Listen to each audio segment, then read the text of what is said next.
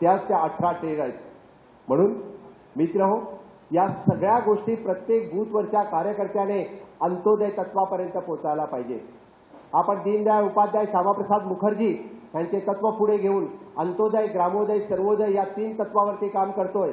अंत्योदय म्हणजे कोण आहे? समाजात ज्याच्यापर्यंत आजपर्यंत कोणीच पोहोचला नव्हता.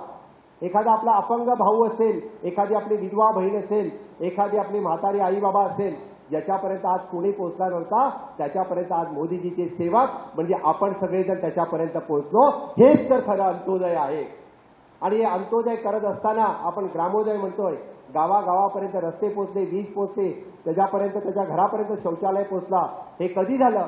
हे ग्रामोदय जर आपण यशस्वी कधी करून दाखवलं असेल तर ते मोदीजीच्या काळामध्ये. आणि हे सगळं करत असताना अंत्योदय, ग्रामोदय आणि सर्वोदय हा मंत्र घेऊन आपण काम करतोय. आपण आपल्यासाठी काम करत नाही, आम्ही स्वार्थासाठी कधीही काम करत नाही, त्या राज्यासाठी